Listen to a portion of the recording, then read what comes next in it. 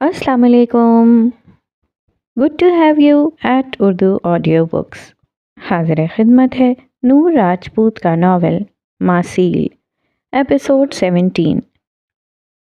वो उस वक्त अपने करियर के उरूज पर थी और कैसे अपनी मर्जी से अपने जवाल का फैसला कर रही थी। शाली फटी फटी निगाहों से हेज़ल को देख रही थी जो कहीं से भी नशे में नहीं थी। मैंने आज से, अभी से ये इंडस्ट्री छोड़ने का फैसला किया है। मैं शोबिस को हमेशा के लिए खैराबाद कह रही हूँ। वो संजीदा थी। शाली को अपने दिल पर घूंसा पड़ता महसूस हुआ। उसके सामने बैठी हसीन तरीन लड़की कैसे अपनी किस्मत को ठुकरा रही थी। शाली ने पहली बार उसे इतने आम लिबास में देखा था, एक खुला सा ट्राउज़र शर्ट पहने, बिखरे बालों और बिखरे वजूद के साथ। वो जाने कैसे कैसे फैसले किए बैठी थी। आप ऐसा क्यों कर रही हैं? शाली बेयकीनी की कैफियत में थी। दिल भर गया है शोबिस से। सपाट चेहरे पर कोई तासुरात न थे, आंखों में सर्दपन और वीरानी थी। उसे कायनात याद आई जो अपने हाथ पांव तक छुपा कर रखती थी। वो कितनी खूबसूरत थी। उसे कोई नहीं जानता था, पर उसे कोई ईमान ख़राब करने वाली चीज़ नहीं समझता होगा। जबकि हेज़ल, जिसे पूरी दुनिया जानती थी, वो क्या थी? अब्दुल के लफ्ज़ों की बाज़गश्त उसे आज भी वैसे ही सुनाई देती थी। उसने अजियत से आंखें मींची। मैम, एक बार और सोच लें, शाली ने झिझकते हुए कहा। मेरे ख्याल से हमें इतनी जल्दी प्रेस कॉन्फ्रेंस नहीं करनी चाहिए। मैं सबसे कह देती हूँ आप छुट्टियों पर गई हैं, कुछ वक्त सोचेंगे कि क्या करना है। वो उसकी खैरख्वाह थी, इसीलिए परेशान थी। जो काम कल करना है वो आज क्यों नहीं शाली? मैं फैसला कर चुकी हूँ, तुम अब इसे जैसे मर्जी हैंडल करो। उसने आंखें खोलकर शाली की आंखों में झांकते जवाब दिया। सब्ज आंखों में वाज़े पैगाम था। शाली खामोश हो गई। जितनी जल्दी हो सके इस कॉन्फ्रेंस का ऐलान करो। उसने निगाहें मोड़ लीं। वो अब दीवार पर लगी पेंटिंग को देख रही थी, जबकि शाली मायूसी से सर झुकाकर चली गई। उसे अफसोस था, गहरा अफसोस। ये सब उस दिन से शुरू हुआ था जब हेज़ल अब्दुल से मिलने उसके अपार्टमेंट गई थी। शाली को अब्दुल अब मज़ीद जहर लगने लगा था। उसी की वजह से ये सब हो रहा था। उसकी असलियत तो अब मैं मैडम के सामने लाऊंगी। वो नफ़रत से सोचती घर से बाहर निकल आई। फिर उसने फ़ोन निकाला और दूसरी जानिब वो किसी से मिलने का कह रही थी, जबकि हेज़ल पीछे अकेली बैठी रह गई थी। जैसे ही हाद ने ऑनलाइन सेशन ख़त्म किया, वैसे ही दरवाजे पर दस्तक हुई। वो लाउंज में बैठा था, अकेले घर में अकेला रहता था। उसने लैपटॉप बंद किया और जाकर दरवाज़ा खोला। सामने ही एक नौजवान लड़का खड़ा था। अस्सलामुअलैकुम, मैं साद हूँ। आपने मुझे यहाँ आने का कहा था। वो थोड़ा हिचकिचा रहा था। हाद उसकी बात सुनकर हौले से मुस्कुराया और उसे अंदर आने का इशारा किया। साद अंदर दाखिल हुआ तो उसने दरवाज़ा बंद कर दिया। साद थोड़ा घबराया हुआ था। वो हाद के पीछे चलता लाउंज तक आया। हाद ने उसे बैठने का कहा और ख़ुद उसके लिए पानी ले आया। अरे, आप क्यों तकलीफ़ कर रहे हैं? इतने ज़हीन, इतने बड़े शख्सियत को अपने सामने पानी लाता देखकर वो सटपटा कर उठ खड़ा हुआ। किसी आम इंसान की ताज़ीम में खड़े नहीं होते, बल्कि किसी भी इंसान के लिए नहीं। बैठे रहो। कितना रोब था उसमें।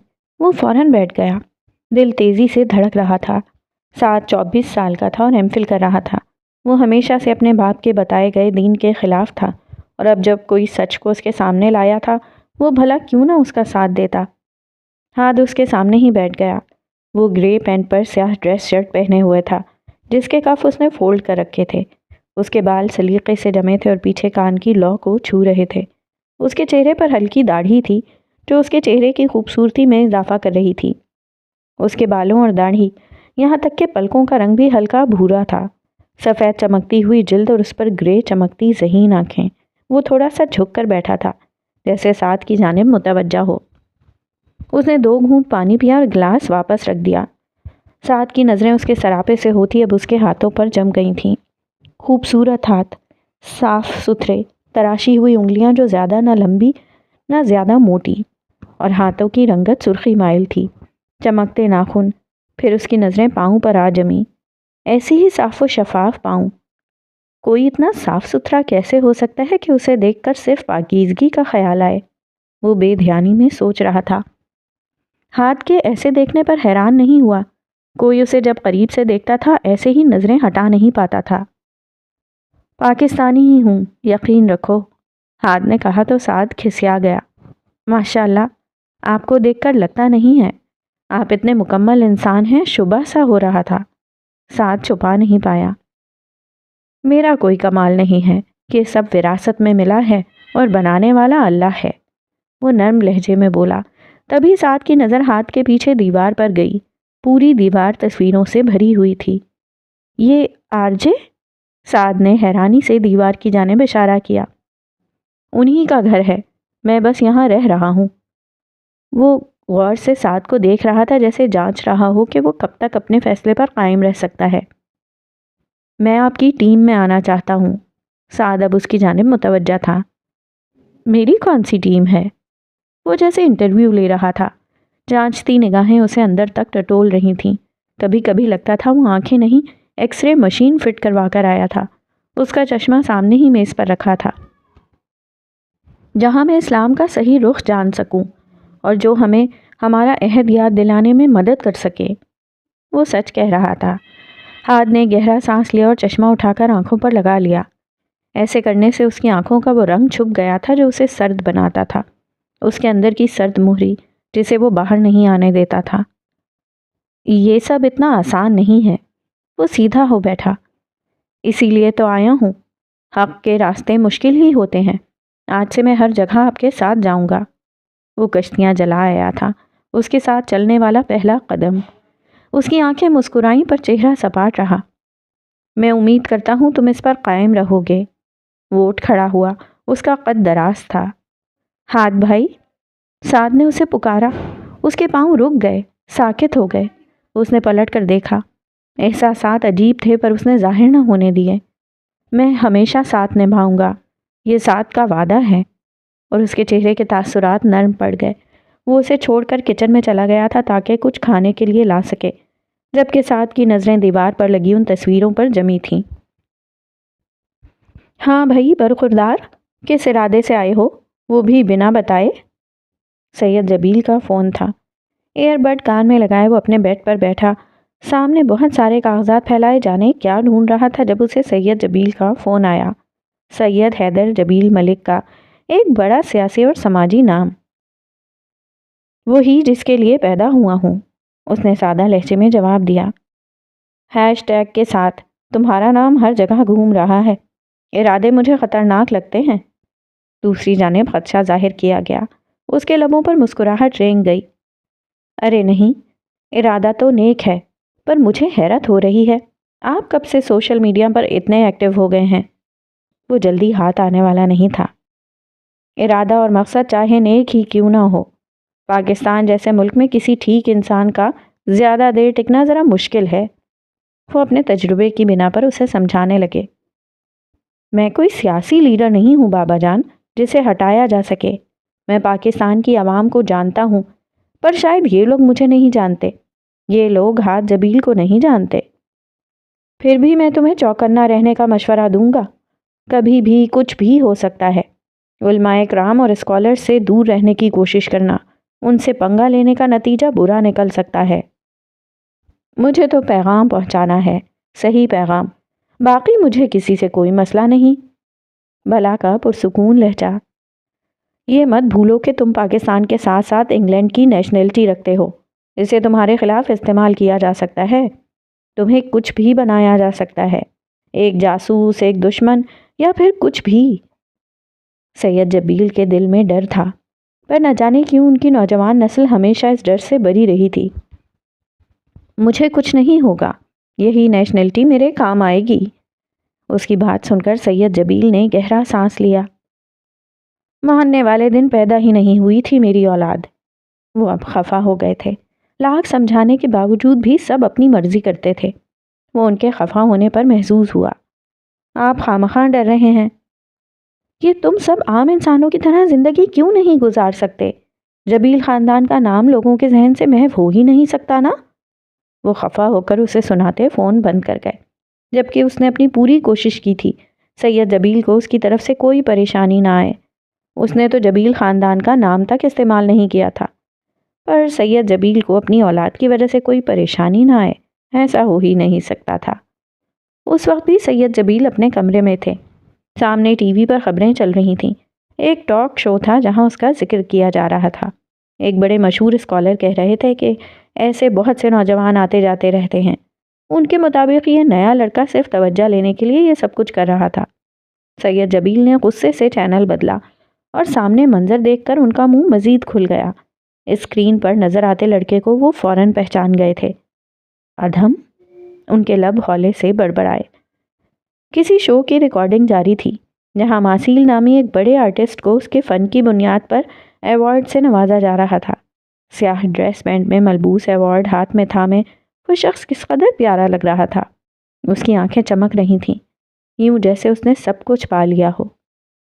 یہ لڑکے مشہور ہوئے بنا جی ہی نہیں سکتے۔ انہوں نے جل کر ٹی وی بند کر دیا۔ اب وہ غصے سے کچھ بڑبڑا رہے تھے۔ وہ آئینے کے سامنے کھڑی اپنا جائزہ لے رہی تھی جب روز نے دروازے سے جھانکا۔ کہاں جانے کی تیاری ہو رہی ہے؟ وہ اسے دیکھتے اشتیاق سے پوچھنے لگی۔ آپ کے وہ دل پھینک ٹیچر مسٹر ماسیل صاحب ایوارڈ جیتنے کی خوشی میں مجھ سے چائے کی فرمائش کر رہے ہیں۔ اس نے دوپٹہ اٹھاتے جواب دیا۔ وہ تو پورے کے پورے تمہارے ہیں، میرے کب سے ہو گئے؟ وہ اب اندر آ گئی تھی۔ ویسے میں بہت خوش ہوں، چوتھا سال ہے انہیں بیسٹ آرٹسٹ کا ایوارڈ جیتتے ہوئے۔ آئی وش کہ میں ان سے تھوڑا پہلے ملی ہوتی۔ وہ اب اس کے پیچھے کھڑی تھی۔ آئینے میں ایمان کا وجود خوبصورت لگ رہا تھا۔ درمیانہ قد، نازک سراپا، صاف رنگت اور اوپر سے ذہانت۔ ہاں، ذہانت جو سب پر بھاری تھی۔ ایمان خاموشی سے دوپٹہ سیٹ کرتی رہی۔ ویسے مجھے یقین نہیں ہو رہا کہ تم ڈیٹ پر جا رہی ہو۔ اور ایمان کو لگا کسی نے کھینچ کر تھپڑ مارا ہو۔ اس کے ہاتھ تھم گئے۔ وہ بے یقینی سے آئینے میں اپنے پیچھے کھڑی روز کو دیکھنے لگی۔ اس کی بدلتی رنگت دیکھ کر روز کو اپنی غلطی کا احساس ہوا۔ میرا مطلب، ہمارے ہاں جب کوئی کپل اسپیشل ملتے ہیں تو اسے ڈیٹ کہتے ہیں۔ وہ زبردستی مسکرائی۔ سر پر دوپٹہ اوڑھتا اس کا ہاتھ ہوا میں ہی معلق تھا۔ ڈیٹ؟ یہ لفظ لگاتار اس کی سماعت سے ٹکرانے لگا۔ کیا وہ دوپٹہ اوڑھ کر ڈیٹ پر جا رہی تھی؟ اس کی اپنی سوچیں اب اسے کچلنے لگی تھیں۔ میری بات کو اتنا سیریس مت لو، میں تمہیں اچھے سے جانتی ہوں، مذاق کر رہی تھی۔ روز اس کی بدلتی رنگت دیکھ کر اب شرمندہ ہو گئی تھی۔ میں جانتی ہوں ڈیٹ کسے کہتے ہیں، پر میرا ایسا کوئی ارادہ نہیں ہے۔ وہ جو پہلے ہی منتوں سے مانی تھی، اس کا دل پھر بدل گیا تھا۔ اب وہ بیڈ پر بیٹھ گئی تھی۔ اب پیروں میں جرابیں پہنتی اپنے سنیکرز پہننے لگی تھی۔ روز اسے ہی دیکھنے لگی۔ اس کا حلیہ کہیں سے بھی ایسا نہیں تھا کہ وہ ڈیٹ پر جا رہی تھی۔ وہ ہمیشہ کی طرح ایک ہی حلیے میں تھی۔ سوری ایما، میرا وہ مطلب نہیں تھا۔ روز افسردہ ہو گئی، جبکہ ایمان خود پر قابو پانے کی ناکام کوشش کرنے لگی۔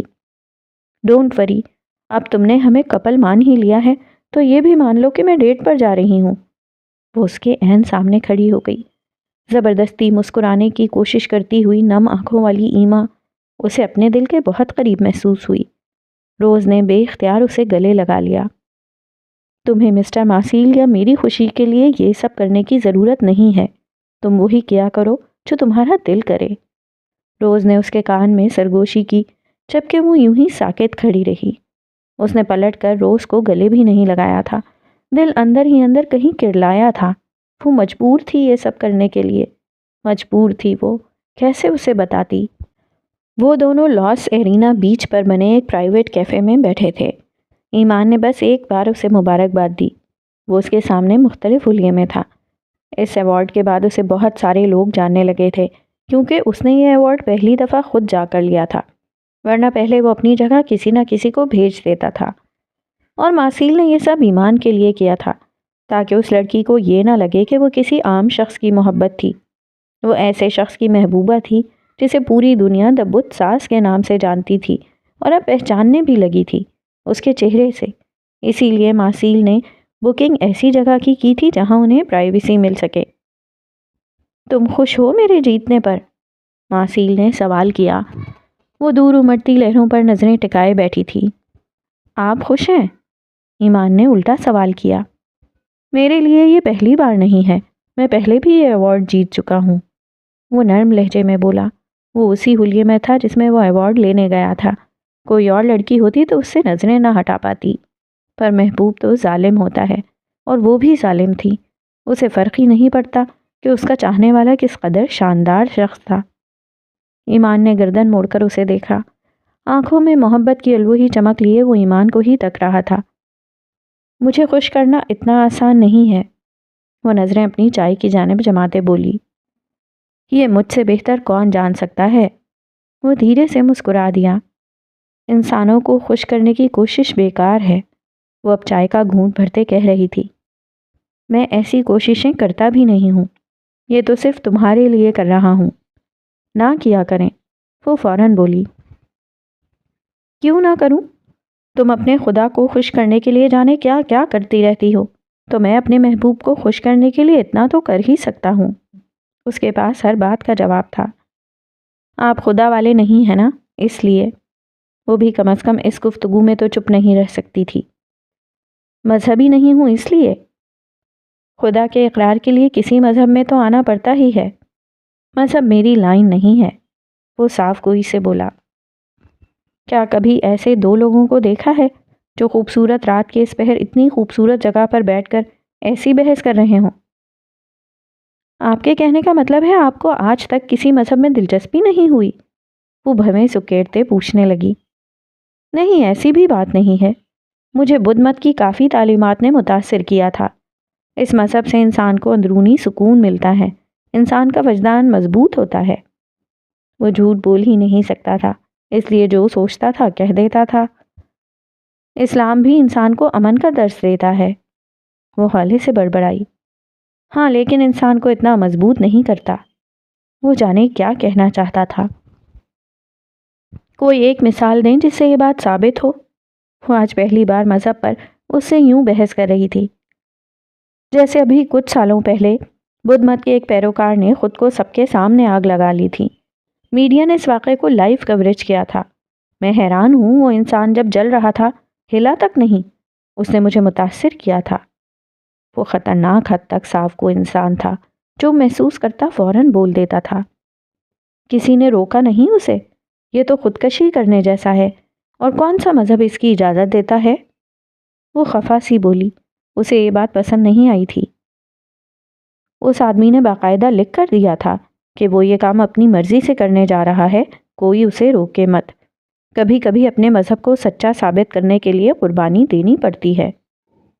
ایسے تو میرے مذہب میں بھی بہت سے ایسے واقعات گزرے ہیں جب معجزے ہوئے ہیں۔ اچھا، کوئی ایک بتاؤ، محصیل نے لفظ ایک پر زور دیتے ہوئے کہا۔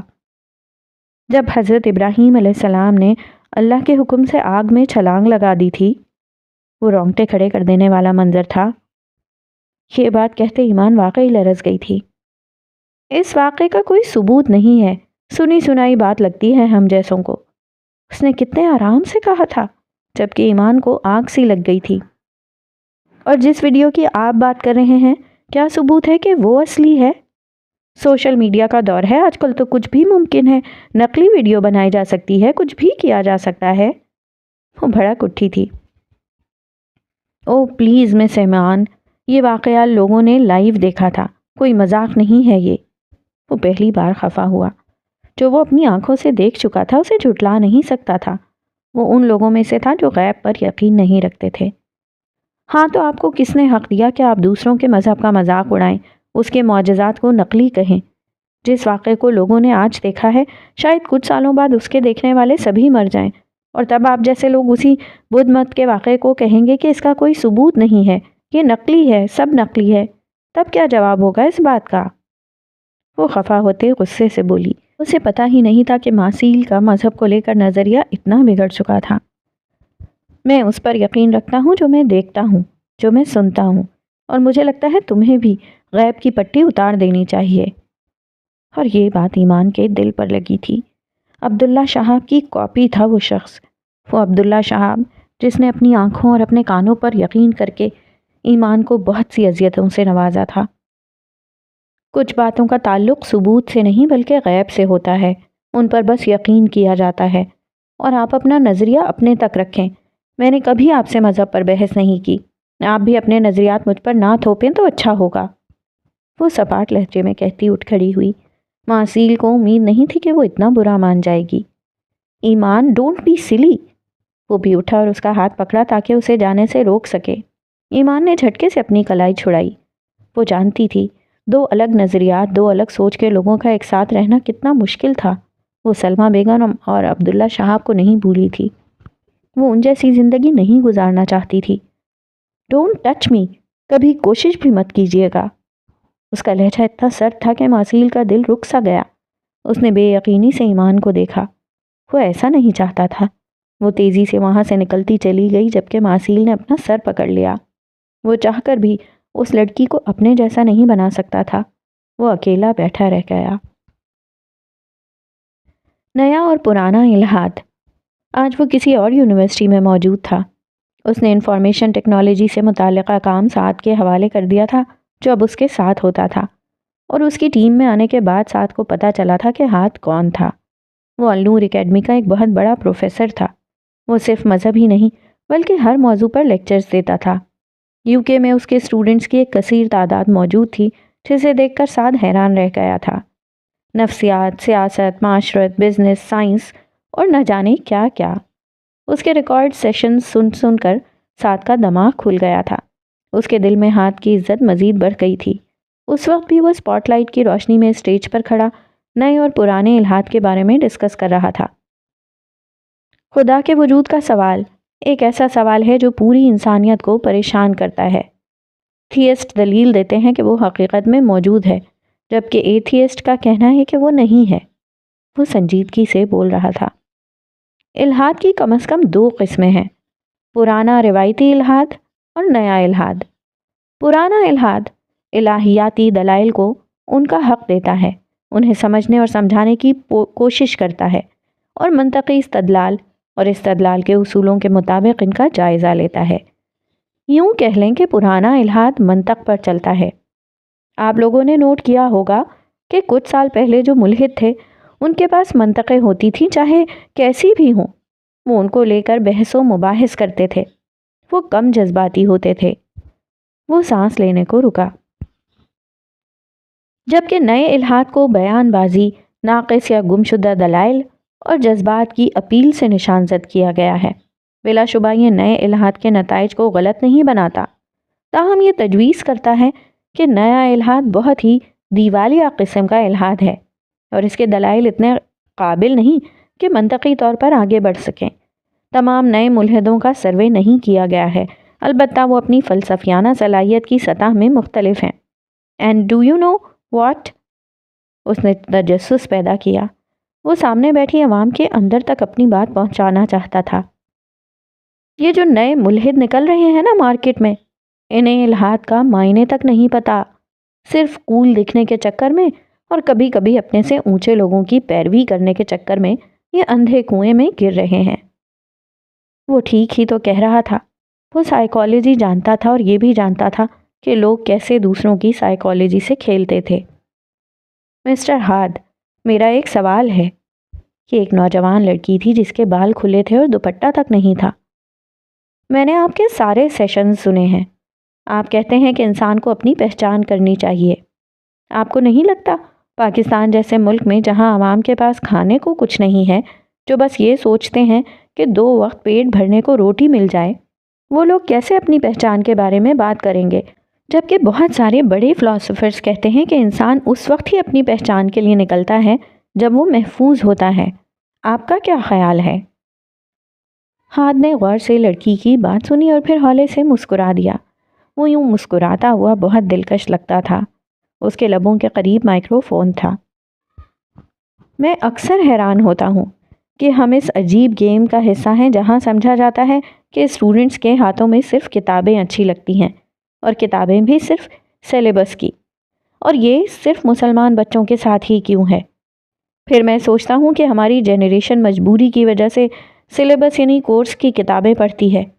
پھر میں نے جانا کہ نہیں، ان میں کچھ عوام ایسی بھی ہے جو کتابیں پڑھتی ہے، لڑکیوں کے لیے ناولز اور لڑکوں کے لیے وہ کتابیں جو ان کا برین واش کر سکیں، فلسفہ، سو کالڈ فلسفہ۔ اس کے لہجے میں طنز تھا۔ تو ایٹ لیسٹ لڑکیوں نے ناول سے ہٹ کر کتابیں پڑھنا شروع تو کی ہیں، جہاں سے وہ تھوڑا ریشنل ہو کر سوچ سکیں۔ اس نے مائک تھامے کھڑی لڑکی کی جانب دیکھا۔ میں جانتا ہوں آپ میسلو کی بات کر رہی ہیں، اور میں حیران ہوں کہ آپ مسلمان ہوتے ہوئے اس تک تو پہنچ گئی ہیں، پھر اسلام کے بیسک تک کیوں نہ پہنچ پائیں؟ اس کا سیشن انگلش میں تھا اور اس کا ایکسنٹ برٹش تھا۔ بہت ساری ایسی لڑکیاں جنہیں اس سیشن میں کوئی دلچسپی نہیں تھی، وہ صرف اسے دیکھنے اور اسے سننے آتی تھیں۔ آپ لوگوں میں سے کون کون میزلو کو جانتا ہے؟ اس کے سوال پر ایک نے ہاتھ کھڑا کیا تھا۔ وہ کہتا ہے کہ ایک انسان تبھی خود ہی پہچان کی جانب بڑھ سکتا ہے جب اس کے پاس کھانے کو کچھ ہوگا، جب وہ محفوظ ہوگا، جب لوگ اس سے محبت کریں گے، جب وہ کسی مقام پر ہوگا، اس کی کچھ عزت ہوگی، تبھی وہ اپنی پہچان کی جانب بڑھے گا۔ یہ بیسک سا اصول ہے، آپ لوگوں نے سلیبس میں بھی پڑھا ہوگا، یعنی پہچان کا مرحلہ سب سے آخر میں آتا ہے۔ ایسا کیوں؟ اس نے ہال میں بیٹھی عوام کی جانب دیکھا۔ ہمارے پیٹ بھر جائیں تو ہم کیا کرتے ہیں؟ ایک اور سوال کیا۔ ہم بے فکر ہو جاتے ہیں، اور بے فکرہ انسان کیسے خود کی پہچان کر سکتا ہے؟ بہت سادہ سی بات ہے، ایک انسان اپنی صلاحیتوں کا استعمال تبھی کر سکتا ہے جب وہ کسی مشکل میں ہوتا ہے۔ آپ لوگوں نے اکثر دیکھا ہوگا کہ ایک کمزور لڑکی کو اگر کوئی قتل کرنے کی کوشش کرے تو وہ بھی اپنی پوری جان لگا دیتی ہے تاکہ اپنے بچاؤ کر سکے۔ ایک ہرن شیر سے بچنے کے لیے بہت تیزی سے بھاگتی ہے۔ ہم اپنی جان بچانے کے لیے کسی حد تک چلے جاتے ہیں، پھر کیوں ہم آخر اس بات پر ضد کر کے بیٹھ جاتے ہیں کہ میرے پاس تو کھانے کو روٹی نہیں، مجھے کیا لینا دینا خدا سے، میرے پاس سب کچھ ہوگا تبھی میں خود کی پہچان کرنے کے لیے نکلوں گا۔ یہ غلط ہے۔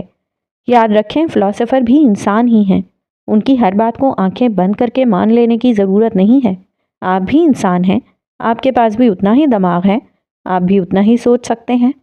پھر کیوں ہم تباہ کر لینے والی کتابیں پڑھ کر خود کو تباہ کر لیتے ہیں؟ کیوں ہم اپنے دماغ سے نہیں سوچتے؟ وہ سانس لینے کو رکا۔ جب ہم سے اللہ نے رزق کا وعدہ کیا ہے، پھر کیوں ہم سوچتے نہیں ہیں؟ کیوں بھول جاتے ہیں کہ حضرت ابراہیم علیہ السلام نے اپنی خودی کے لیے کیا کچھ نہیں کیا؟ وہ تھی اصلی پہچان۔ ان کی دعا بھول گئے ہیں ہم؟ یہی ہمارا المیہ ہے اور یہی ہمارا زوال ہے۔ یعنی آپ کہنا چاہتے ہیں کہ انسان کے پاس کچھ بھی نہ ہو اگر وہ بھی خود کی پہچان کر سکتا ہے؟ دیکھیں نا، خودی تو ہے آپ کے اندر۔ جو چیز آپ کے اندر پہلے سے موجود ہے، آپ کو اسے باہر لانے کے لیے باہر کے فیکٹرز کیوں چاہیے؟ وائی؟ اس کے سوال کا کسی کے پاس کوئی جواب نہیں تھا۔ عبدل کے پلے کی شوٹنگ چل رہی تھی۔ اس نے بالوں کی چند لٹیں اب سبز، نیلی اور جامنی رنگ والی تھیں۔ اس کے ایک کان میں ابھی تک بالی تھی۔ اپنے کردار کے حساب سے اس نے اپنی گردن کے داہنی جانب ایک فالن اینجل کا ٹیٹو بنوا لیا تھا۔ آج اس کا پہلا دن تھا، اور جب وہ کردار کے مطابق تیار ہو کر آیا تو ایک پل کو ڈائریکٹر حیران رہ گیا تھا۔ اتنا اچھا فالن اینجل عبدل کے علاوہ اور کون ہو سکتا تھا؟ وہ پینٹ کے اوپر کیمیسول پہنے ہوئے تھا۔ اس کے کثرتی بازو نمایاں تھے، ان پر بنے ٹیٹو اور اس کا باکسر کا جسم اسے مضبوط ترین بنا رہا تھا۔ اس کی گرے آنکھیں، جنہیں کسی بھی لینس کی ضرورت نہیں تھی، اسے الگ ہی روپ بخشتی تھیں۔ وہ بھلا کیوں باکسنگ کرتا تھا؟ اسے تو ماڈل ہونا چاہیے تھا۔ بہت سارے لوگوں نے اسے دیکھ کر سوچا تھا، تمہیں ماڈل ہونا چاہیے، تم ماڈلنگ اچھی کر لو گے۔ سیٹ پر ایک لڑکے نے مفت میں مشورہ دیا تھا، مجھ پر کافی کیسز ہیں کیونکہ میں ہڈیاں بھی اچھی توڑ لیتا ہوں۔ اس کے سرد لہجے پر مقابل ڈر کر کھسک گیا تھا۔ وہ کسی سے دوستی نہیں چاہتا تھا، وہ ایمانے ہی تھی جس کے لیے وہ ڈھیر سارے تحفے لاتا تھا۔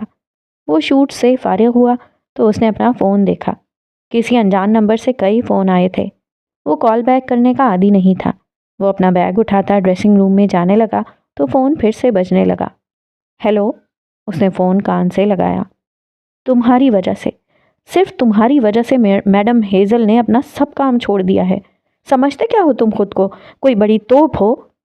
شالی غصے سے پھنکار رہی تھی۔ اس کی پیشانی پر لکیریں ابھریں۔ بالکل ہوں، بس خیال رکھنا تم نہ اڑ جاؤ میرے کسی دھماکے سے۔ اس کی شالی سے نہیں بنتی تھی۔ ایمانے کے بعد تو وہ جیسے بارود ہی بن گیا تھا، ہر وقت پھٹنے کو تیار۔ تم انتہائی خبیث، وہ دل ملائی۔ بائی دا وے، تم بھی کسی خبیثہ سے کم نہیں ہو۔ اس نے ٹک سے فون بند کر دیا، مگر وہ نہیں جانتا تھا دوسری جانب شالی کا جل بھن کر کوئلہ بن گیا تھا۔ یہ سب کیا ہے؟ عبدل اس کے سر پر کھڑا تھا، اس کی بھویں سکڑی ہوئی تھیں اور چہرے کے تاثرات سرد تھے۔ ہیزل کی پریس کانفرنس کے بعد ہی وہ یہاں آیا تھا۔ پہلے تو اسے دیکھ کر ہیزل حیران ہوئی اور پھر اس نے جلد ہی اپنے احساسات پر قابو پا لیا۔ کیا سب؟ وہ انجان بنتے ہوئے بولی۔ تم شوبز چھوڑ رہی ہو؟ چھوڑ دیا ہے، تصحیح کی گئی۔ کیوں؟ اس کے لہجے میں ذرا فرق نہیں آیا۔ میری مرضی۔ وہ اپنے لہجے کو اس کے جیسا بنانے کی کوشش کر رہی تھی۔ عبدل نے سانس روکے اسے گھورا۔ وہ اس کے چہرے سے سچ جان لینا چاہتا تھا، جبکہ ہیزل خود پر، اپنے جذبات پر، اپنے احساسات اور اپنی ناقدری پر بہنے والے آنسوؤں کو پینے کی کوشش کر رہی تھی۔ وہ اسے گھورتا رہا اور وہ سوئمنگ پول میں پاؤں لٹکائے بیٹھی رہی۔ نظریں صاف شفاف پانی سے نظر آتی پتھریلی زمین پر جمی تھیں۔ وہ کہہ نہیں پائی کہ وہ کسی کا ایمان خراب کرنے والی چیز نہیں بننا چاہتی۔ وہ کسی ہرجائی سے کم نہیں تھا، پھر وہ کیوں اپنے جذبات کی ناقدری کرواتی رہتی؟ وہ جانتا تھا ہیزل کے اس جذباتی فیصلے سے ہیزل کو خود کتنا نقصان ہونے والا تھا، پر وہ نہیں جانتا تھا کہ ہیزل کے پاس کھونے کو کچھ نہیں تھا۔ وہ نفع نقصان نہیں دیکھتی تھی، اس کا جو من میں آتا تھا وہ کرتی تھی۔ وہ کچھ دیر جبڑے بھینچے اسے دیکھتا رہا اور پھر سپاٹ لہجے میں بولا، تو پھر اپنی پی اے کو بھی سمجھا دو کہ وہ مجھے بیکار میں فون کر کے ڈسٹرب نہ کرے۔ اسے بتاؤ کہ یہ سب تم نے اپنی مرضی سے کیا ہے، اب اگر اس نے میرا دماغ خراب کیا تو اچھا نہیں ہوگا۔ وہ غصے سے کہتا پلٹ گیا۔ ہیزل نے نظریں اٹھائیں۔ وہ دور جا رہا تھا، گیٹ کی جانب، تیز تیز قدم اٹھا تھا۔ کیا ہوتا اگر وہ اس کے پاس بیٹھ کر محبت سے پوچھ لیتا؟ کیا ہوتا اگر وہ ہاتھ تھام کر ساری تکلیفیں جان لیتا؟ پر وہ عبدل تھا، اسے یہ سب نہیں آتا تھا۔ اس نے تو اپنی ایمانے کا دل توڑ دیا تھا۔ نم آنکھوں میں اس کا عکس دھندلا گیا تھا۔ کتنا پتھر دل تھا جسے ذرا پرواہ نہیں تھی، جبکہ عبدل نے گیٹ سے باہر آ کر گیٹ کو ایک زوردار لات رسید کی تھی۔ Dam it! اسے ہیزل سے اس بے وقوفی کی امید نہیں تھی۔ اب جبکہ اس کی ہالی ووڈ کی مووی آ رہی تھی، اس کا یوں پریس کانفرنس کر کے خیرآباد کہہ دینا کتنے سنگین نتائج نکال سکتا تھا وہ نہیں جانتی تھی۔ بے وقوف لڑکی! وہ پھر رکا نہیں، اپنے بائک پر بیٹھا اور ایک کک مارتا وہاں سے فراٹے بھرتا غائب ہو گیا۔ گیٹ پر موجود گارڈ نے اس کی اس حرکت پر اسے کچھ نہیں کہا تھا۔ شاید ہیزل نے سب کو سکھا رکھا تھا کہ عبدل کو کسی قسم کی اجازت کی ضرورت نہیں تھی، وہ جو چاہے کر سکتا تھا۔ ماسیل نے ایمان کو کتنی مشکل سے منایا تھا یہ وہی جانتا تھا۔ اس نے وعدہ کیا تھا آج کے بعد وہ کبھی مذہب پر بحث نہیں کریں گے، لیکن کیا یہ ممکن تھا؟ کیا دو لوگ جو مستقبل میں ایک دوسرے کے پارٹنر بننے جا رہے تھے وہ یوں رہ سکتے تھے؟ تمہیں پتا ہے مجھے تمہارا مذہبی ہونا پسند ہے۔ ایک مذہبی لڑکی سے شادی کرنے سے کیا فائدہ ہوگا آپ کو؟ ایمان نے سوال کیا۔ وہ اچھی وائف بنے گی، بچوں کی اچھی پرورش کر سکے گی، لڑکے اور لڑکیوں کو اخلاقیات سکھائے گی، اور پھر جب وہ بڑے ہو جائیں گے تو انہیں سفر نہیں کرنا پڑے گا میری طرح۔ وہ مسکرایا۔ آپ کے کہنے کے مطابق مذہبی لوگوں کو سفر نہیں کرنا پڑتا؟ بالکل، وہ خدا پر یقین رکھتے ہیں، پھر اس کے فیصلوں کو کھلے دل سے مان لیتے ہیں، کوئی سوال نہیں کرتے، بالکل پرسکون رہتے ہیں، تمہاری طرح۔ وہ فون کان سے لگائے بول رہا تھا جبکہ ایمان حیرانی سے سن رہی تھی۔ جانتے ہی کتنا ہے آپ مجھے؟ اسے تعجب ہو رہا تھا۔ اتنا تو جانتا ہوں کہ تمہاری خدا سے کوئی لڑائی نہیں ہے، اس لیے تم پرسکون رہتی ہو، تمہاری زندگی ایک ٹریک پر چل رہی ہے۔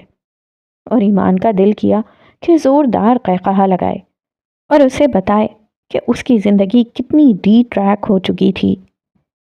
مسٹر ماسیل، اگر کوئی انسان اپنی تکلیفوں کا رونا نہیں روتا تو اس کا یہ مطلب نہیں کہ اسے کوئی تکلیف نہیں ہے۔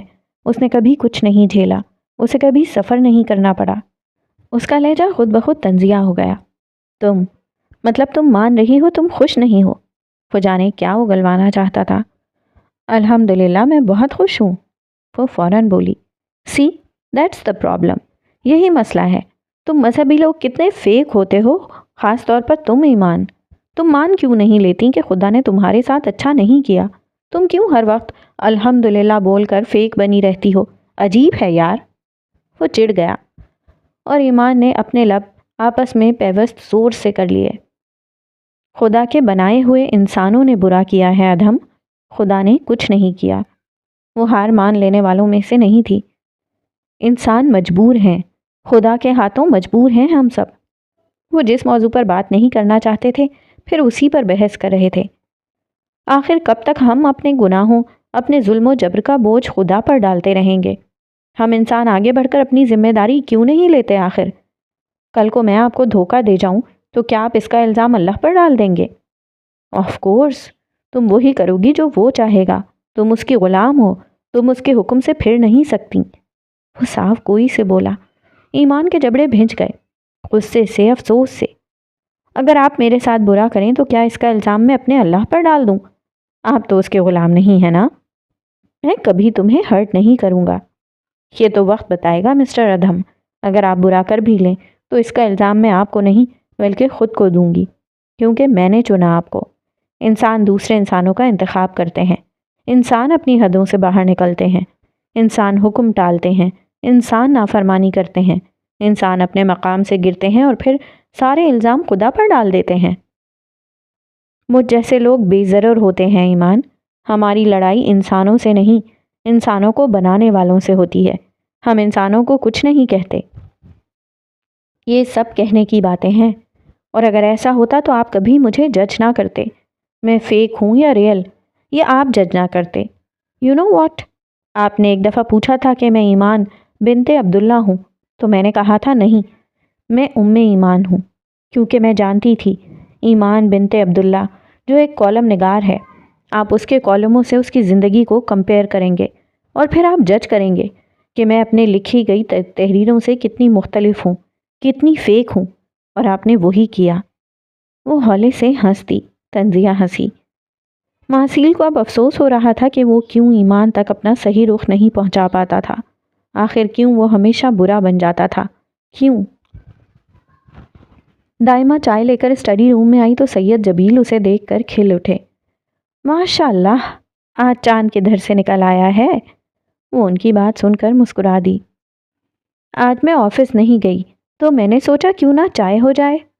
وہ مسکراتا چہرہ لیے ان کے سامنے بیٹھ گئی۔ اس کے خوبصورت بال کمر پر بکھرے ہوئے تھے اور دوپٹے کو اس نے سر پر اوڑھ رکھا تھا جو بار بار سلکی بالوں سے پھسل رہا تھا۔ دودھیا رنگت والی دائمہ دیکھنے سے میلی ہوتی تھی۔ وہ بہت خوبصورت تھی، بالکل اپنی ماں جیسی۔ بہت اچھا کیا، کبھی کبھی اپنے لیے بھی وقت نکال لینا چاہیے۔ اور بتاؤ، آفس کیسا جا رہا ہے؟ سید جبیل نے اس کے سر پر ہاتھ رکھتے پوچھا۔ بہت اچھا، الحمدللہ۔ بہت جلد بابا اور نانا ابو مجھے ایم ڈی بنانے والے ہیں۔ اس کی آنکھوں کے ستارے چمک اٹھے۔ 25 سال کی عمر میں وہ اپنی عمر کی باقی لڑکیوں سے بہت آگے تھی، بہت مضبوط اور بہت پریکٹیکل۔ اگر کوئی بنا ڈرے سید جبیل سے ہر قسم کی گفتگو کر سکتا تھا تو وہ دائمہ جبیل تھی، ضیاء جبیل کی پوتی، حشام جبیل کی بیٹی۔ ماشاءاللہ، جیتی رہو، خوش رہو۔ سید جبیل نے چائے کا کپ اٹھا کر لبوں سے لگا لیا۔ وہ غور سے دائمہ کو دیکھ رہے تھے، جو بظاہر تو چائے پی رہی تھی لیکن اس کی آنکھوں میں پریشانی کے ڈورے تھے۔ کچھ تو وہ اس کے یہاں آنے کی وجہ سمجھ چکے تھے۔ کوئی پریشانی ہے؟ سید جبیل نے پوچھ ہی لیا۔ عبدل یہاں ہاتھ بن کر کیوں آئے ہیں اور کس مقصد سے؟ وہ الجھی ہوئی تھی، پریشان تھی بہت۔ وہ شخص اس کا منگیتر ہی نہیں، اس کی اولین محبت تھا۔ اس کی بات سن کر سید جبیل نے گہرا سانس لیا۔ آپ جانتے ہیں نا چھوٹے بابا، یہاں کے حالات کتنے خراب ہیں، پھر وہ یہ سب کیوں کر رہے ہیں؟ وہ رو دینے کو تھی۔ اس شخص کے پاس ساری دنیا کی بھلائی کے لیے وقت تھا، بس اپنی فیونسی کو خوش کرنے کے لیے کوئی وقت نہیں تھا۔ وہ اس کا فون تک نہیں اٹھاتا تھا، اس کے میسیجز کا مہینے بعد رپلائی دیتا تھا۔ بیٹا، وہ اپنی مرضی کا مالک ہے، نہ اس نے مجھ سے آنے سے پہلے پوچھا اور نہ کچھ بتایا ہے۔ وہ جو ٹھان لے اس سے پیچھے نہیں ہٹتا، تم تو جانتی ہو نا۔ پھر اگر کچھ برا ہو گیا تو؟ اس کا دل ڈرا ہوا تھا۔ اسے کچھ نہیں ہوگا، تم پریشان مت ہو۔ سید جبیل نے اس کا گال تھپ تھپایا۔ اور تم تو دائمہ جبیل ہو نا، اس شخص کی ہونے والی بیوی، پھر کیسے ڈر سکتی ہو؟ اسی کی طرح مضبوط بنو، سمجھ آئی؟ ہونے والی بیوی کے لفظ پر وہ جھینپ گئی۔ کتنے گلال اس کے چہرے پر کھل اٹھے تھے، یوں جیسے ساری اذیتیں دھل گئی ہوں، تکلیفیں ختم ہو گئی ہوں۔ اور ادھم بھیا کا کچھ پتہ چلا؟ اس نے فوراً بات بدل دی۔ ابھی کچھ دن پہلے دیکھا تھا ٹی وی پر۔ سید جبیل نے گویا دھماکہ کیا۔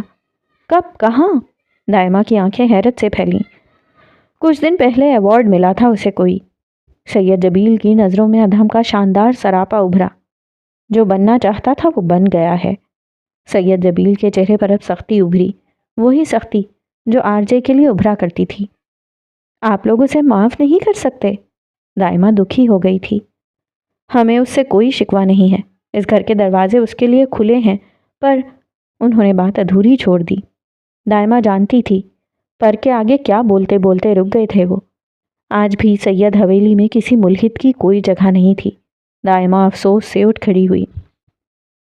فکر مت کرو، سدھر جائے گا وہ، سدھرنا تو پڑے گا۔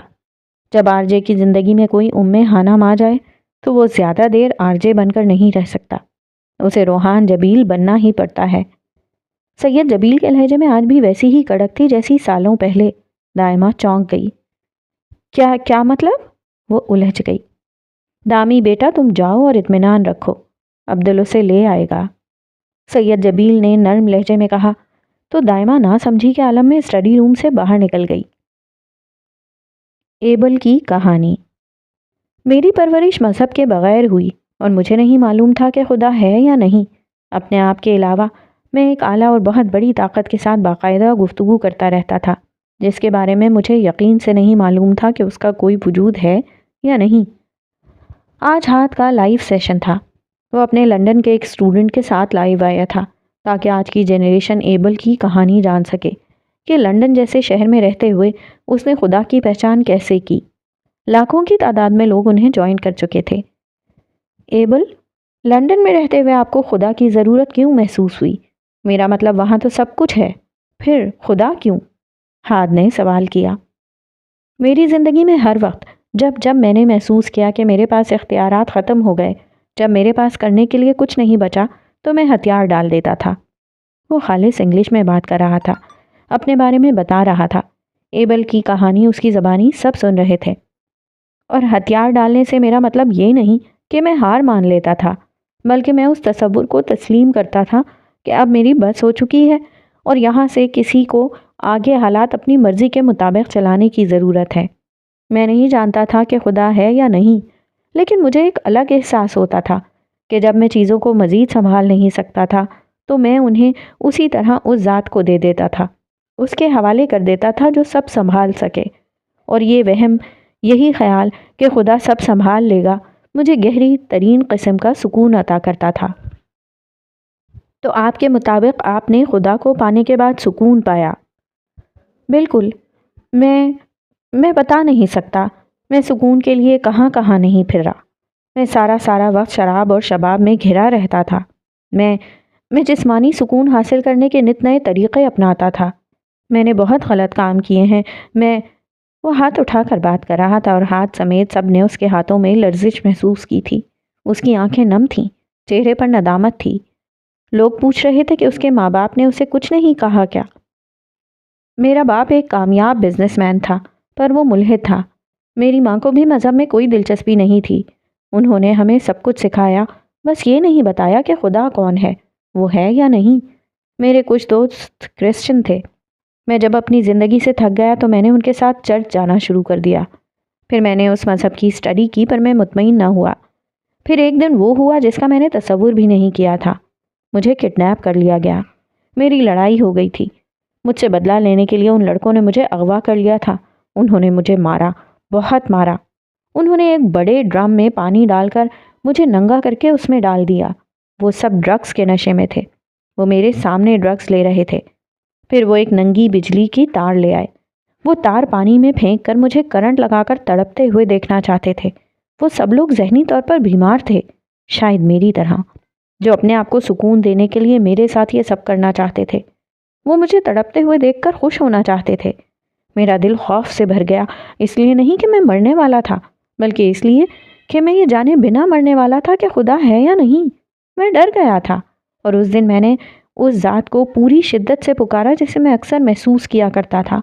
میں نے کہا کہ اے خدا، اگر تو ہے تو آج مجھے بچا لے، میں تجھے ڈھونڈ لوں گا۔ وہ سانس لینے کو رکا۔ اس کے چہرے پر اس منظر کی دہشت نمایاں تھی، یوں جیسے وہ سب کسی فلم کی طرح چل رہا ہو۔ وہ لوگ مجھ سے کچھ فاصلے پہ تھے کہ چھت گر گئی۔ کیسے کیوں مجھے نہیں پتا، پر میں بچ گیا تھا، اور پھر میں اس کی تلاش میں نکل پڑا۔ پھر میں نے سارے مذہبوں کا مطالعہ کیا، خدا کہیں بھی ایک نہیں تھا، جبکہ میرا دل ایک ذات پر اڑا تھا۔ پھر مجھے ایک کتاب ملی، سیرہ نبی صلی اللہ علیہ وآلہ وسلم، میں نے وہ پڑھی۔ پھر میں نے قرآن پاک کو پڑھا، اور تب میں نے جانا یہی تو تھا جس کی مجھے تلاش تھی، اور آج میں ایبل علی ہوں۔ وہ آخر میں مسکرا دیا، اور پھر کچھ دیر بعد سیشن سے چلا گیا۔ اب ہاتھ اکیلا تھا، وہ اپنی سحر انگیز شخصیت لیے بیٹھا تھا۔ مجھے افسوس بس اس بات کا ہے کہ لندن کے ایک ایبل نے ہمارے اللہ کو پال لیا، اور ہم جن کا اللہ تھا، ہم نے اسے کیسے گنوا دیا؟ کیسے؟ وہ بول رہا تھا پورے دل سے، جذب سے، لاجک سے، اور دور کہیں ویلینیسیا میں ایک لڑکی اپنا لیپ ٹاپ کھولے رات کے اس پہر اسے لائیو دیکھ رہی تھی۔ اس کی آنکھیں حیرت سے پھیل چکی تھیں۔ وہ نہ جانے کتنے مہینوں بعد اپنے اکاؤنٹ پر ایکٹیو ہوئی تھی، اور کتنے دن بعد اس نے مسٹر گرے کے نوٹیفیکیشن اوپن کیے تھے، پر سامنے موجود شخص کو دیکھ کر اس کا سانس اٹک چکا تھا، سینے کے مقام پر چبھن ہو رہی تھی۔ مسٹر گرے کے ساتھ بریکٹس میں اب ہاتھ لکھا تھا۔ وہ الجھنوں کا شکار تھی، بے یقینی کے زیر اثر تھی۔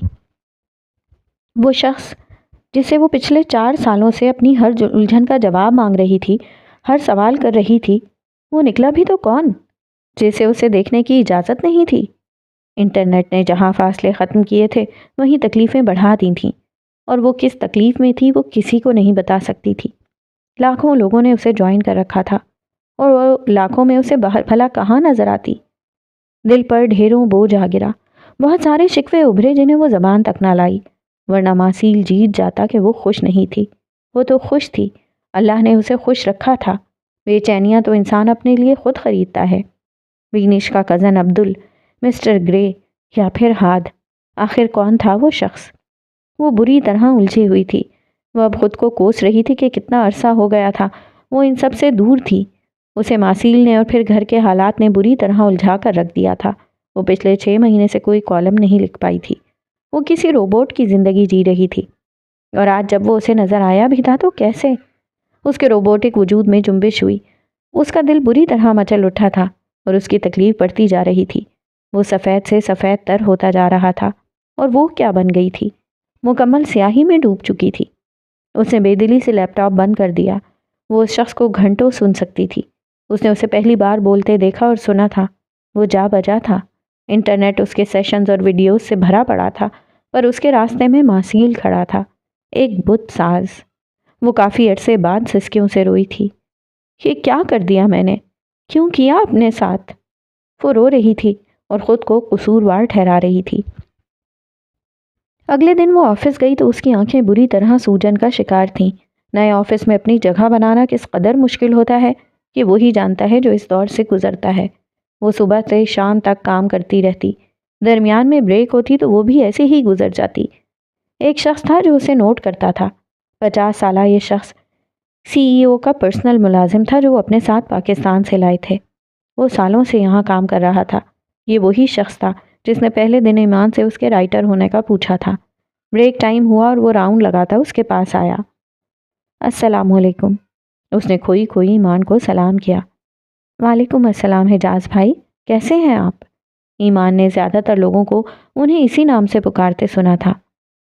میں بالکل ٹھیک ہوں۔ بچے یہ بتاؤ آج کل کیا لکھ رہی ہو؟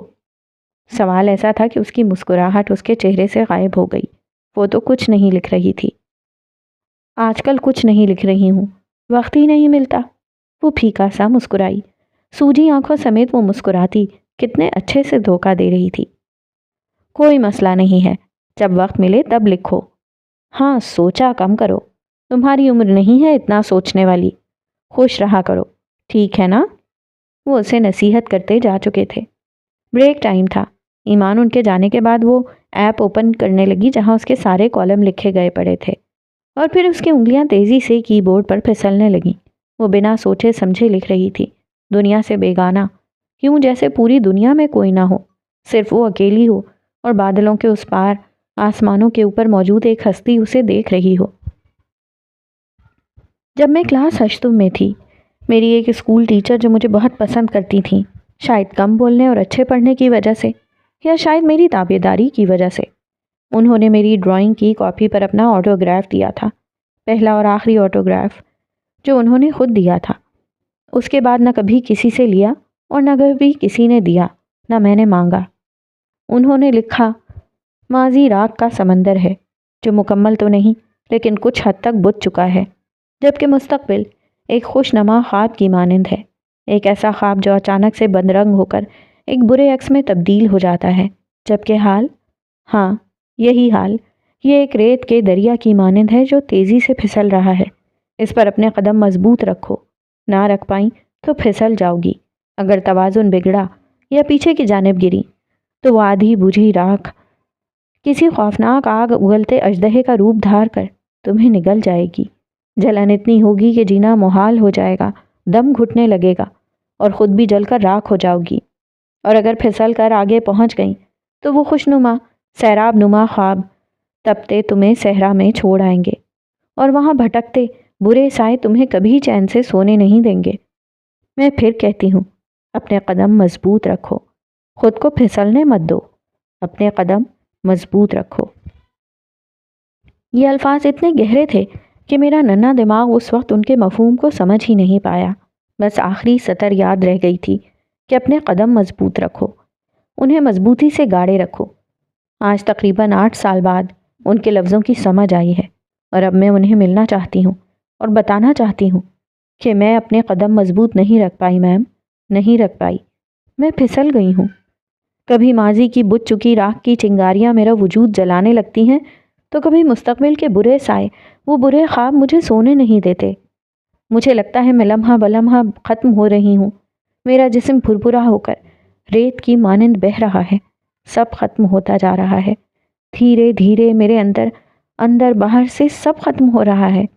لیکن کبھی کبھی ان اندھیری گلیوں میں دور کہیں، بہت دور، ایک مدھم سی ٹمٹماتی روشنی نظر آتی ہے، کسی جگنو کی مانند، کسی بھٹکے ہوئے کو راستہ دکھانے کی غرض سے، اور میں بے ساختہ اس کے پیچھے بھاگنا شروع کر دیتی ہوں۔ اس اندھیر نگری سے خوف آنے لگا ہے، لیکن جتنا میں اس روشنی کے پیچھے بھاگتی ہوں اتنا ہی وہ مجھ سے دور ہوتی جا رہی ہے۔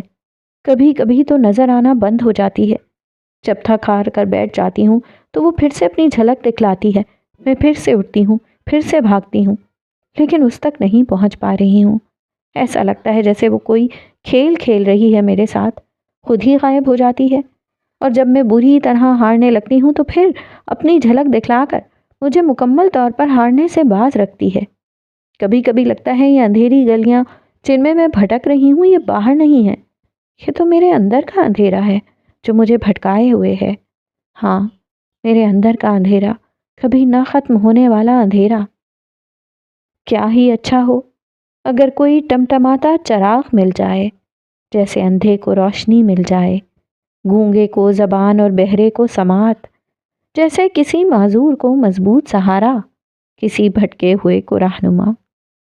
شاید بھٹکنا مقدر میں لکھ دیا گیا ہے، لیکن میں جاننا چاہتی ہوں اس اندھیر نگری میں وہ کون سی ذات ہے جو مجھے مکمل طور پر بھٹکنے بھی نہیں دیتی؟ کون ہے وہ جو ایک مدھم سی روشنی کی جھلک دکھلا کر مجھے پھر سے سیدھے راستے پر چلنے پر مجبور کر دیتی ہے؟ کون سی ذات ہے جو مجھے گرنے کے بعد اٹھنے پر مجبور کر دیتی ہے؟ آخر کیوں؟ کیا رشتہ ہے میرا اس سے جو اندھیر نگری میں مجھے اکیلا نہیں چھوڑتا؟ کون ہے وہ؟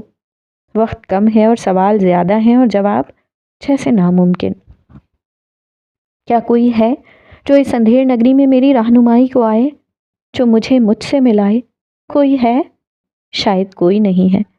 اور تم کہتے ہو میں فیک ہوں، میں وہ نہیں جو دکھتی ہوں، جو کہتی ہوں۔ ہاں، تم سچ کہتے ہو، میں فیک ہوں، کیونکہ میں جو ہوں وہ تم کبھی دیکھ نہیں پاؤ گے۔ میں کیا ہوں تم کبھی محسوس نہیں کر پاؤ گے۔ میں ایمان بنت عبداللہ وہ نہیں رہی جو میں تھی۔ جو میں تھی تم مجھ تک نہیں پہنچ پاؤ گے، اور جو میں ہوں تم اسے محسوس نہیں کر پاؤ گے۔ میں تمہاری دسترس سے بہت باہر ہوں، کیونکہ میں اپنی دسترس میں بھی نہیں رہی۔ میں بھٹک گئی ہوں، ہاں میں بھٹک گئی۔ مبارک ہو، تم جیت گئے، میں ہار گئی، میں بھٹک گئی، میں تم جیسی ہو گئی ہوں۔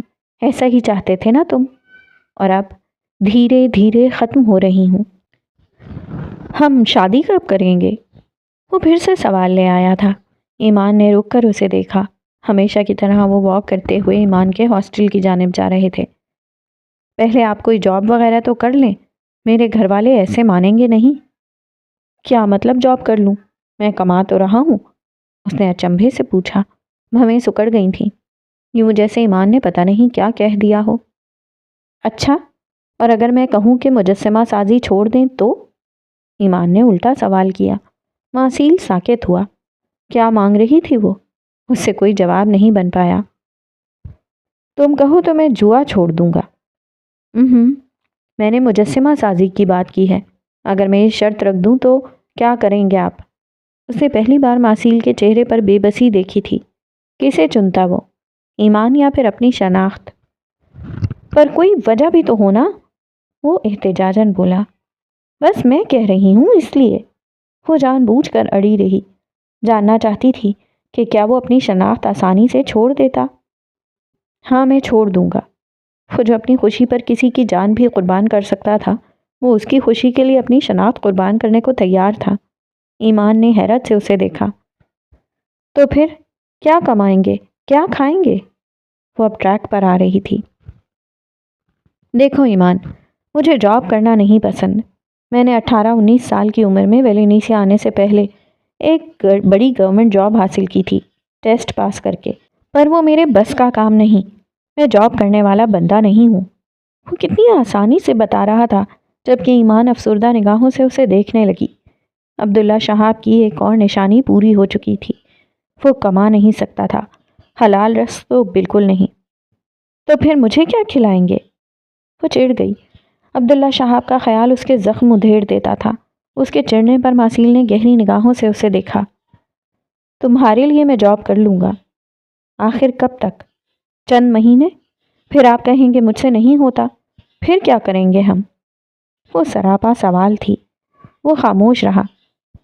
یا پھر آپ چاہتے ہیں کہ میں جاب کروں گی اور ہم دونوں کا پیٹ پالوں گی؟ وہ طنزیہ لہجے میں بولی۔ اس کے چہرے تک پر کڑواہٹ تھی۔ ویسے تو اس میں کوئی برائی نہیں ہے، پر میں ایسا نہیں چاہوں گا۔ وہ گہرا سانس لیتے گویا ہوا، نظریں ایمان سے ہٹا کر اب ادھر ادھر جما دی تھیں۔ تو پھر جوا کھیلیں گے یا ڈاکہ ڈالیں گے؟ مجھے حرام کھلائیں گے؟ وہ پتہ نہیں کیوں اتنی کڑوی ہو رہی تھی۔ اس کا مذاق اڑا رہی تھی یا اپنا؟ ہاں، شاید اپنا، کہ اس نے خود کے لیے کس شخص کی محبت کو اپنا لیا تھا، ایسا شخص جو اسے حلال رزق تک نہیں کھلا سکتا تھا۔ ایمان پلیز یار، اتنا مت سوچا کرو۔ وہ اس کی اوور تھنکنگ سے پریشان تھا، اس لیے بے بسی سے بولا۔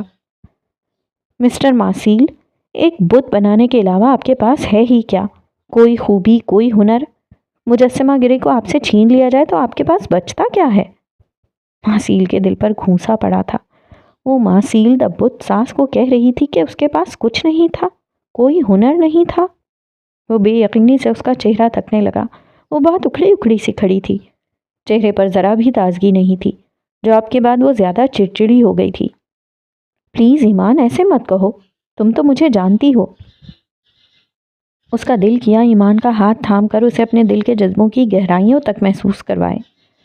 آپ کو کیا لگتا ہے جاب کرنا صرف آپ کے لیے مشکل ہے، باقیوں کے لیے بہت آسان ہے؟ وہ دونوں پتھریلی سڑک کے بیچ کھڑے تھے۔ یہ دیکھیں، ایمان نے شوز کے اندر سے اپنا داہنا پاؤں نکالا۔ اس نے موزے نہیں پہن رکھے تھے، اس کے پاؤں سوجے ہوئے تھے۔ جاب صرف مجھے ذہنی طور پر ہی نہیں بلکہ جسمانی طور پر بیمار کر رہی ہے۔ یہ میرے پاؤں سارا دن کرسی پر بیٹھنے کی وجہ سے سوج چکے ہیں۔ میرا مائیگرین مسلسل اسکرین پر کام کرنے کی وجہ سے نہیں جاتا۔ میرے کندھے اتنے اکڑے ہوئے ہیں کہ ہاتھ لگانے سے درد کرتے ہیں۔ ایک پوزیشن میں بیٹھنے کی وجہ سے میری ٹانگوں کا درد نہیں جاتا۔ میں دن میں 100 بار بھی کرسی سے اٹھوں تو وہ مجھے فائدہ نہیں دیتا بلکہ مجھے تھکا دیتا ہے۔ آپ کو کیا لگتا ہے میں جاب کرنے کے لیے بنی ہوں؟ اتنا کچھ سہنے کے بعد میں پھر بھی جاب کر رہی ہوں، صرف اس لیے کہ حلال کما سکوں، اور آپ مجھے حلال کھلا نہیں سکتے۔ واو! آخری بات پر جیسے اس نے رکھ کر چپیڑ ماری تھی۔ ماسیل حیرت سے اسے دیکھ رہا تھا۔ وہ واقعی چہرے سے بیمار لگ رہی تھی۔ ایمان، اس نے ایمان کو پکارا۔ میرے باپ نے ساری عمر یہی کیا تھا۔ اس کا لہجہ سرد تھا۔ میں ایسا نہیں کروں گا، اس نے دہائی دی۔ ایمان نے خاموشی سے اپنے پاؤں بند جوتوں میں اڑس لیے۔ انہوں نے محبت کی دوسری شادی کی اور اپنی محبوبہ بیوی سے یہی وعدے کیے تھے۔ ایمان نے نگاہیں اٹھا کر اس کی آنکھوں میں گاڑ دیں، پر افسوس وہ اپنی بات پر قائم نہیں رہ پائے۔ اس کی آنکھوں میں نفرت ہی نفرت تھی۔ ماسیل ساکت کھڑا اسے سن رہا تھا۔ دو مختلف لوگوں کا ایک ساتھ زندگی گزارنا کسی عذاب سے کم نہیں ہوتا مسٹر ادھم، یہ بات مجھ سے بہتر کوئی نہیں جانتا۔ پھر وہ رکی نہیں، اس کے پاس سے نکلتی چلی گئی، اور پھر پیچھے ماسیل اپنا سر پکڑ کر رہ گیا تھا۔ وہ اسے بتانا چاہتا تھا کہ وہ کسی کی غلامی نہیں کر سکتا تھا۔ وہ تو اس لیے خدا سے بھی لڑتا رہتا تھا جو انسانوں کو اپنے احکامات پر چلنے کا کہتا ہے، پر وہ کہاں سننے والی تھی۔